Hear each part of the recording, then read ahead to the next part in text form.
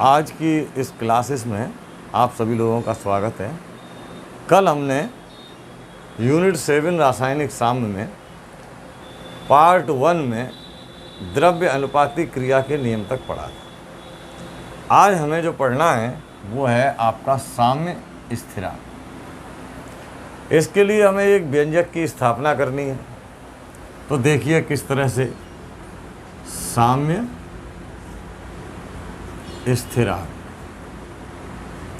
इसे हम Kc से डिनोट करते हैं। मान लीजिए हमारे पास एक उत्क्रमणीय अभिक्रिया है। उत्क्रमणीय अभिक्रिया है इस प्रकार से। ये उत्क्रमणीयता का चिन्ह है, ये दोनों अभिकारक हैं और ये इसके उत्पाद हैं। तो साम्य स्थिरांक क्या होता है? अग्र अभिक्रिया के वेग की दर और पश्च अभिक्रिया के वेग की दर का अनुपात साम्य स्थिरांक कहलाता है। जैसे हम अग्र अभिक्रिया की बात करें तो रेट ऑफ फॉरवर्ड रिएक्शन यानी अग्र अभिक्रिया की दर बराबर होगी, यहाँ पर एक नियतांक लेके, ये मैं पहले भी आपको बता चुका हूँ,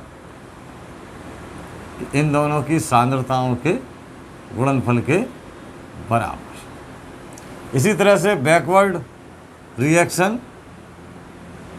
RB तो KB दोनों की सांद्रताओं के गुणनफल के बराबर। ये हो गया अग्र अभिक्रिया की दर और ये है पश्च अभिक्रिया की दर। साम्य स्थिति में क्या होता है कि ये दोनों आपस में कैसी होती हैं? RF बराबर होती है RB के। तो उस स्थिति में मान लगाएं हम इसका, तो KC नहीं KF कहेंगे इसको, KF कहेंगे। KF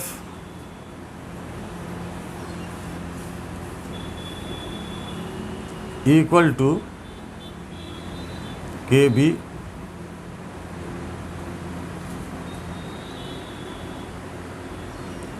इस तरह से आ जाएगा। अब KF बटे KB बराबर, ये तो पहले से ही है,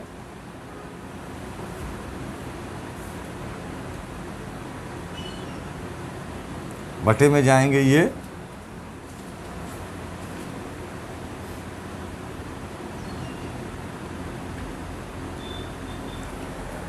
अग्र अभिक्रिया और पश्च अभिक्रिया के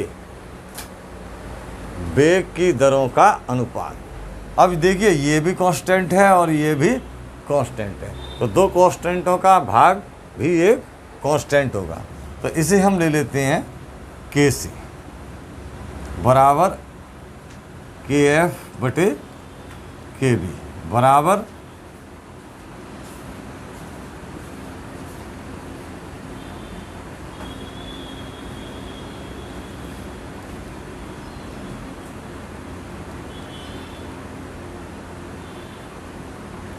ये इस प्रकार हमें साम्य स्थिरांक के लिए व्यंजक प्राप्त हो जाता है। साम्य स्थिरांक के लिए हमें व्यंजक प्राप्त हो जाता है। ये हमारे साम्य स्थिरांक का, हम आपको एक बार फिर से बताएं कि ये कैसी अभिक्रिया है? उत्क्रमणीय अभिक्रिया है। इसे हमने क्या कर लिया है? मान लिया। साम्य स्थिरांक अग्र अभिक्रिया के वेग और पश्च अभिक्रिया के वेग के अनुपात के बराबर होता है। तो पहले हमने अग्र अभिक्रिया का वेग निकाला है, अग्र अभिक्रिया का वेग निकाला है, और फिर हमने निकाला है नीचे पश्च अभिक्रिया का।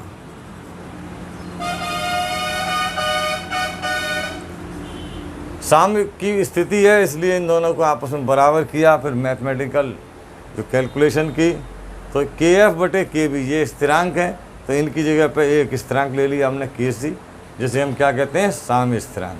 और इस प्रकार हमें साम्य स्थिरांक का व्यंजक प्राप्त हो। दूसरी चीज़ है हमारी गैसीय साम्य स्थिरांक। तो इसमें और उसमें कोई फ़र्क नहीं है।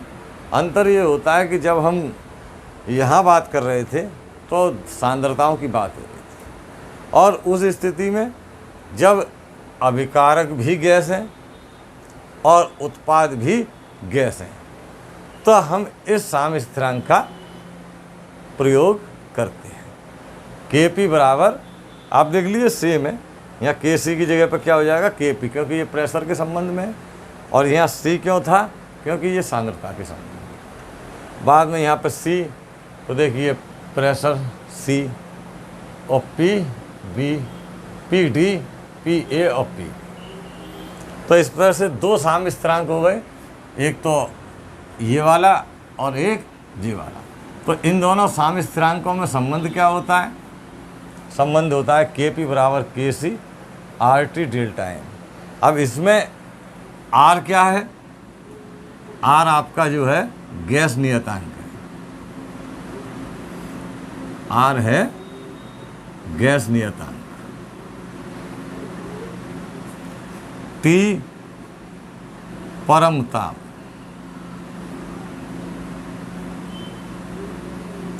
और डेल्टा n क्या है, उत्पादों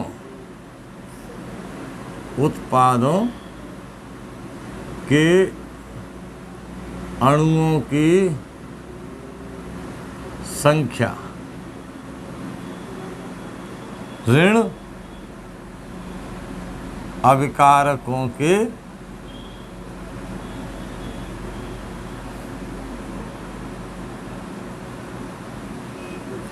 अणुओं की संख्या, यानी उत्पाद और अभिकारकों के अणुओं की संख्या का जो अंतर होता है उसे हम क्या कहते हैं, डेल्टा n। या एक बात और बताता चलूं कि इसकी जो इकाई होती है वो वायुमंडलीय दाब की पावर डेल्टा n होती है। इकाई के संबंध में चर्चा हम अभी और करेंगे जब इस साम्य स्थिरांक के महत्व को समझेंगे तब। अब अगला टॉपिक हमारा आता है साम्य स्थिरांक का महत्व।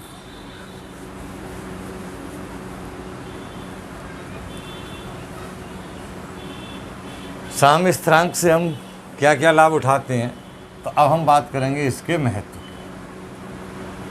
तो देखिए, सबसे पहली बात, अगर साम्य स्थिरांक का मान ज़्यादा है तो दो बातें बिल्कुल क्लियर हो जाती हैं कि एक तो अग्र दिशा में अभिक्रिया होने की प्रवृत्ति रहेगी, अग्र दिशा में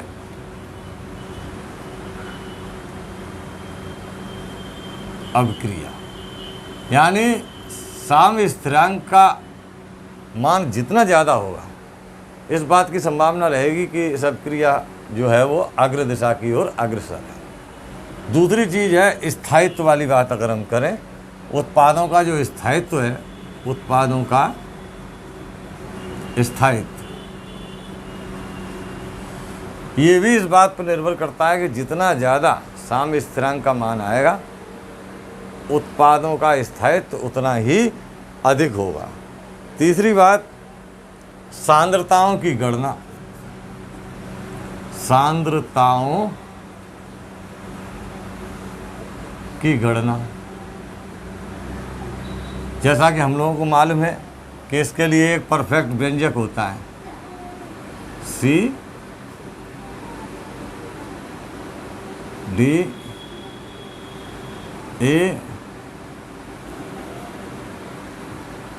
P। तो ये इस व्यंजक के द्वारा अगर हमें ये मालूम है और इनमें से शेष चीज़ें मालूम है, कोई एक चीज़ नहीं मालूम है, तो हम उसकी सांद्रता की भी गणना इस साम्य स्थिरांक के व्यंजक के द्वारा कर सकते हैं। तो ये इसका सब तीसरा पॉइंट है जो इसका महत्व में आता है। चौथी बात आती है कि अग्र अभिक्रिया और पश्च अभिक्रिया के साम्य स्थिरांकों में क्या संबंध होता है। तो अग्र अभिक्रिया और इनके जो साम्य स्थिरांक है, मान लीजिए ये तो अग्र वाला है, तो संबंध व्युत्क्रमानुपाती संबंध होता है अग्र अभिक्रिया से के साम्य स्थिरांक में, और पश्च अभिक्रिया के साम्य स्थिरांक में कैसा संबंध होता है, व्युत्क्रमानुपाती संबंध होता है। अब पांचवें पॉइंट में जो मैं आपसे जिक्र कर रहा था, मात्रक की बात करें कि मात्रक क्या होगा। तो मात्रक इसके जो अणुओं की संख्या है उस पर निर्भर करता है। अगर अणुओं की संख्या में अंतर है तो साम्य स्थिरांक का मात्रक होगा, और अगर अणुओं की संख्या में अंतर नहीं है, उत्पादों और अभिकारकों के अणुओं की संख्या में अगर अंतर नहीं है तो इसका साम्य स्थिरांक का कोई मात्रक नहीं होता। लेकिन अगर उत्पादों और अभिकारकों के साम्य स्थिरांकों के मात्रक की बात की जाए तो अगर अंतर है दोनों में, दोनों के अणुओं की संख्या में अंतर है तो इसका मात्रक होता है, और अणुओं की संख्या में अंतर ना हो तो इसका मात्रक नहीं होता। छठवीं बात है ताप का प्रभाव। तो दो तरह की अपक्रियाएं होती हैं, ऊष्मा शोषी अपक्रियाएं और ऊष्मा क्षेपी अपक्रियाएं। तो ऊष्मा शोषी अपक्रियाएं जो होती हैं उन्हें इस तरह से निर्भर करते हैं, तो इसमें तो मान बढ़ता है, साम्य स्थिरांक का मान क्या होगा, बढ़ेगा। और ऊष्मा शोषी अपक्रिया जो होती हैं उसमें इसका मान घटेगा। ये साम्य स्थिरांक का महत्व है। उम्मीद करता हूँ आपने इसको पढ़ा भी होगा और समझने की भी कोशिश की होगी, और अगर आप इसको दो एक बार और रिपीट करके रिवाइंड करके देखें तो निश्चित तौर पर ये बात समझ में आ जाएगी कि साम्य स्थिरांक की स्थापना कैसे होती है, गैसीय साम्य स्थिरांक क्या होता है, इनमें संबंध क्या है, और साम्य स्थिरांक का इम्पोर्टेंस क्या है। अब हम लोग अगले टॉपिक की ओर चलते हैं। नेक्स्ट टॉपिक में हम आगे देखेंगे ला सातिलिये का नियम।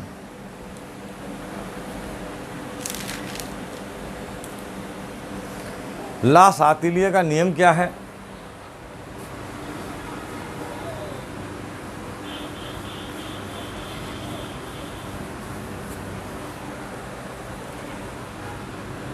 ला सातिलिये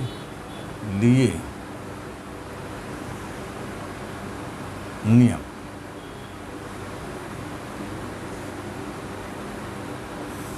अब हमें इस पर बात करनी है, ला सातिलिये नियम पर। तीन चीज़ें होती हैं, एक होता है ताप,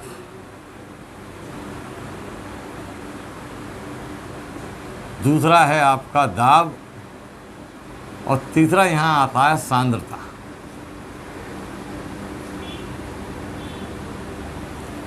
ला सातिलिये कहते हैं कि अगर हम ताप, दाब या सांद्रता में परिवर्तन करेंगे तो रासायनिक साम्य उस दिशा में विस्थापित हो जाएगा जहाँ पे आपके द्वारा किए गए परिवर्तन का प्रभाव नष्ट हो जाए, यानी वो बैलेंसिंग की कोशिश करेगा। अगर आपने ताप बढ़ाया तो वो बदलेगा, और कैसे बदलेगा कि आपके ताप बढ़ाने से जो प्रभाव उत्पन्न हुआ वो बैलेंस हो जाए, वो नष्ट हो जाए। इसी तरह से आपने अगर दाब बढ़ाया तब भी वो बदलेगा, और किधर बदलेगा, उधर की ओर बदलेगा, स्थानांतरित होगा, जहाँ पे आपके ताप बढ़ाने से जो प्रभाव पड़ा है वो बराबर हो जाए। इसी तरह से सांद्रता बढ़ाने पर भी वो अपना स्थान बदलेगा, और कितना बदलेगा, कैसे बदलेगा, वो बढ़ेगा उसके प्रभाव के अनुसार, उसके प्रभाव को बैलेंस करने के लिए। तो सिंपल भाषा में आपकी समझ में आ गया होगा कि किसी भी उत्क्रमणीय अभिक्रिया में रासायनिक साम्य ताप, दाब और सांद्रता में परिवर्तन करने पर उस दिशा में विस्थापित होता है जिस दिशा में उस परिवर्तन का प्रभाव नष्ट हो सके। ये ला सातिलिये का नियम। अब इस नियम का महत्व क्या है? सीधी सी और जाहिर सी बात है, इम्पोर्टेंस क्या होगी कि इन तीनों के परिवर्तन का अध्ययन हम ला सातिलिये के नियम से कर सकते हैं। तो पहला पॉइंट हम इसी हिसाब से लेंगे। मान लीजिए हमने इसके ताप में परिवर्तन किया, तो जैसा मैंने अभी बताया था, ताप में जैसे ही हम परिवर्तन करेंगे तो रासायनिक साम्य पे असर पड़ेगा।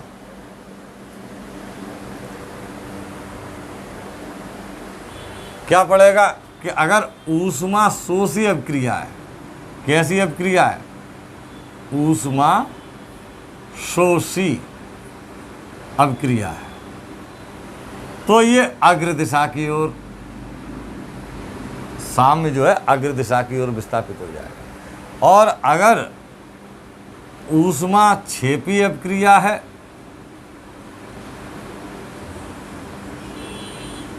तो ये पश्चिम दिशा की ओर विस्थापित हो जाएगा। किसका प्रभाव देख रहे हैं आप यहाँ? ताप का। ताप में हमने क्या किया? परिवर्तन। और जब ताप में परिवर्तन किया तो क्या हुआ कि अगर ऊष्मा शोषी अभिक्रिया है तो साम्य अग्र दिशा की ओर अग्रसर हो जाएगा, और अगर जो ऊष्मा क्षेपी अभिक्रिया है तो पश्चिम दिशा की ओर साम्य विस्थापित हो जाएगा। दूसरी चीज़ देखें आप, मान लीजिए हम काय में परिवर्तन कर रहे हैं। अब हम परिवर्तन करना चाहते हैं दाब में, तो दाब में परिवर्तन से क्या होगा?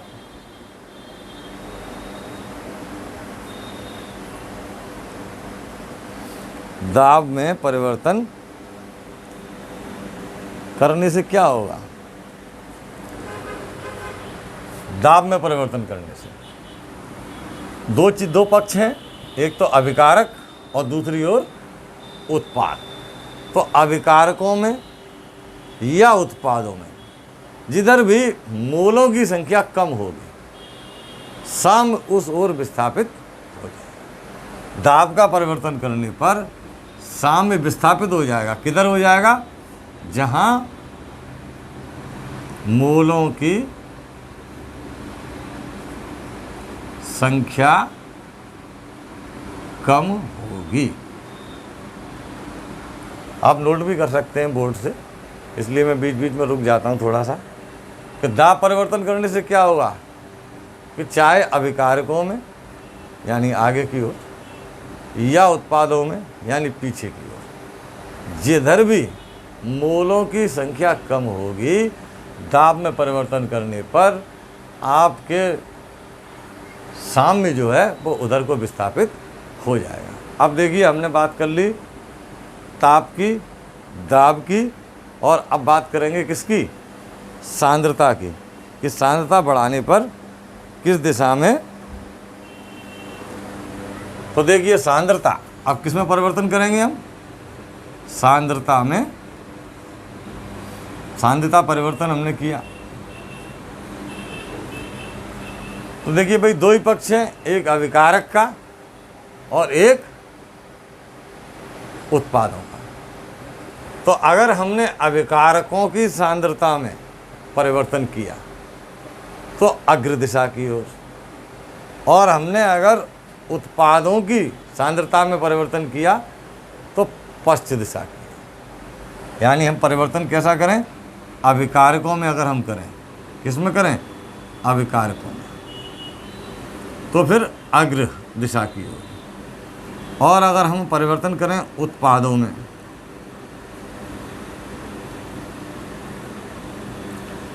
तो ये पश्चिम दिशा की ओर विस्थापित हो जाता है आपका रासायनिक सामग्री। ये 3 पॉइंट हो गए।